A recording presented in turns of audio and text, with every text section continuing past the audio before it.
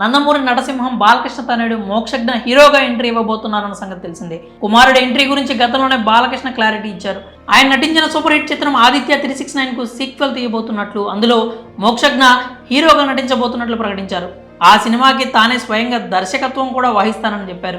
అయితే ఆ తరువాత ఈ మూవీపై బాలయ్య నుంచి ఎటువంటి ప్రకటన రాలేదు. మోక్షజ్ఞ ఎంట్రీపై కూడా సందిగ్ధత నెలకొంది. వచ్చే ఏడాది అతడి సినిమా ఎంట్రీపై అధికారిక ప్రకటన వచ్చే అవకాశం ఉన్నట్లు తెలుస్తోంది. మోక్షజ్ఞ సినిమా కోసం మొదట శ్రీలీలను హీరోయిన్ గా అనుకున్నట్లు తెలుస్తోంది. డైరెక్టర్ గా అనిల్ రావిపూడి గాని, బోయపాటి శ్రీను గాని తీసుకోవాలని బాలకృష్ణ చూస్తున్నారన్న టాక్ కూడా నడిచింది. అయితే ఇప్పుడు అనూహ్యంగా వకీల్ సాబ్ దర్శకుడు వేణు శ్రీరామ్ పేరు తెరపైకి వచ్చింది. మోక్షజ్ఞ సినిమా కోసం వేణు శ్రీరామ్ బాలకృష్ణకు కథ వినిపించారట.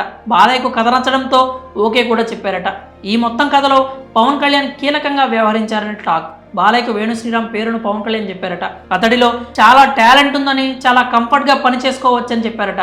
బాలయ్య కూడా తన కుమారుడి కోసం ఇలాంటి దర్శకుడి కోసమే చూస్తున్నానని అన్నారట. మూవీ సబ్జెక్ట్ ను కూడా లాక్ చేసినట్టు సమాచారం. ఇదే కనుక నిజమైతే నందమూరి ఫ్యాన్స్ సంతోషానికి అవధులు ఉండవు. కాగా వేణు శ్రీరామ్ 2011లో వచ్చిన ఓ మై ఫ్రెండ్ సినిమాతో దర్శకుడిగా మారారు. 2017లో వచ్చిన మిడిల్ క్లాస్ అబ్బాయి మూవీతో మంచి విజయాన్ని అందుకున్నారు. ఈ మూవీకి దిల్ రాజు నిర్మాతగా వ్యవహరించారు. నాని, సాయి పల్లవిలు ప్రధాన పాత్రలో నటించారు. 2021లో వచ్చిన వకీల్ సాబ్ సినిమాతో వేణు శ్రీరామ్ పేరు ఇండస్ట్రీలో మారుమోగింది. పవర్ స్టార్ పవన్ కళ్యాణ్ హీరోగా ఈ చిత్రం వచ్చింది.